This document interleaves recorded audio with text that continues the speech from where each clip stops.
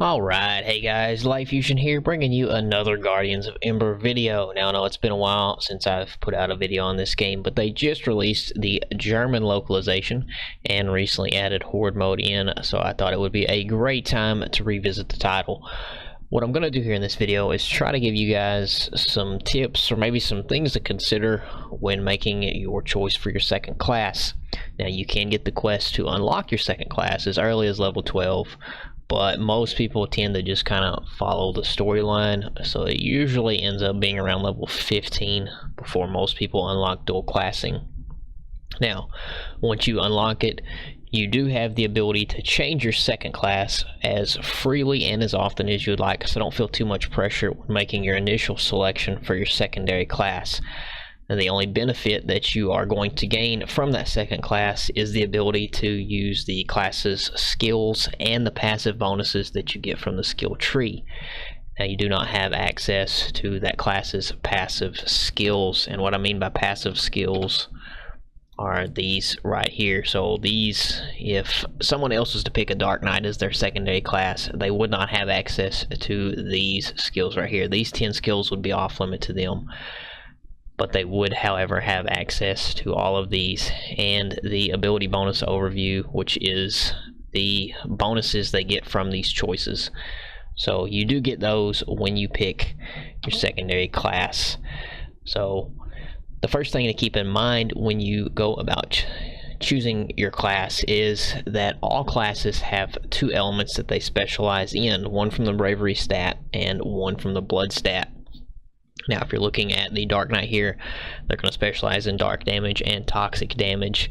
The other classes, I have the classes and their specializations listed right here to the left-hand side. Those are going to be the classes and their specializations. Now, the first one listed will be from the bravery stat, and the second one will be from the blood stat.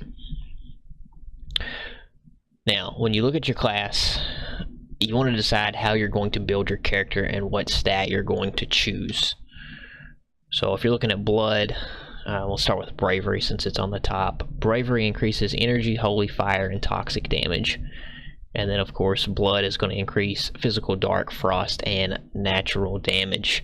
So what you want to do is you want to look at your class and decide how you're building your character and what stats you're choosing. What I mean by that is, are you putting the majority of your stats into bravery or blood? I recommend picking one of those two to put the majority of your points into. Now, it's not to say don't put points into the other stat. I would just, if it was me, I would make sure that I was putting the majority of my stats into one of them.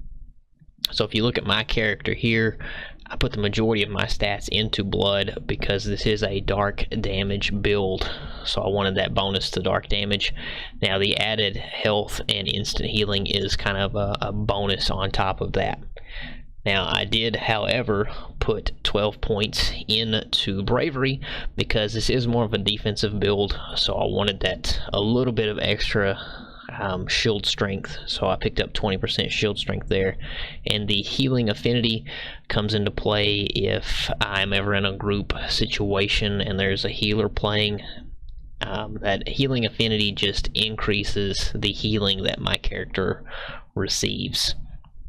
So once you've decided what stat you're putting your points into, look at the class abilities from that element and see if there are any of them that sound interesting to you or fun. These are almost all listed on the wiki page that I've linked in the description below. There are a few classes that not all of the abilities are listed from. I think the Arcanist and the Dark Knight, if I'm not mistaken. Now the Dark Knight is the newest class. It was just added a few months back.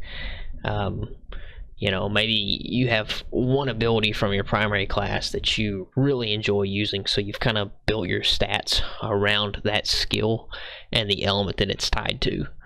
So when you're looking at the other classes and their abilities, focus on the ones that use the elements that are boosted from the stat that's boosting the skills or the skill that you really enjoy using. So for example, with my character here, my points are in blood, so I look at the other classes that use physical, frost, dark, and nature damage. I would look at those skills to see if any of those sounded fun or interesting to me, or if I wanted to work those skills into my build. Now, I wouldn't necessarily focus on energy, holy, toxic, or fire damage skills because I'm not getting a bonus to those skills.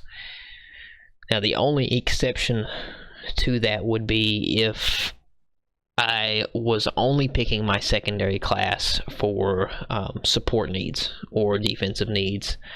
For example, if I just wanted a certain movement skill or a buff ability from my secondary class, like this ability right here that I use. I recently started using this on my Dark Knight, Corrupt Attraction, which just increases my attack speed and my aggro bonus. So if you were using all of your abilities from your primary class and you just needed, this buff ability, then you don't necessarily need to look at, am I getting a bonus from that based on my stat distribution. So that would be one instance where it would kind of be okay to pick different abilities not based on your stat choices. Now again, you can freely change your class as much and as often as you like, so don't be afraid to kind of play around and experiment with different class combinations. The main thing to remember is just try to make sure you're making your skill selections based on your stats, or else your skills may feel a little weaker than they should. Just like if I was to use a toxic damage build, or a toxic damage skill, on my Dark Knight here, it wouldn't do as much damage as a dark damage ability because I'm not getting as much of a bonus to that skill. Now, those of you that play an Arcanist, I've actually posted a DPS guide from Toshi down in the description down below. They've actually put in a lot of time in the game. It's actually a really good DPS build guide, so go check that out. And those of you who are playing a Dark Knight, I have 2 hard mode viable builds posted on my channel. One of them is based on toxic damage, and the other one is the build that I am currently running right now, which is based on dark damage. Now again, if you guys have any questions, you can feel free to send me a message, and as always, make sure you like and subscribe. It would be a big help to me. Thanks guys, I'll talk to you later.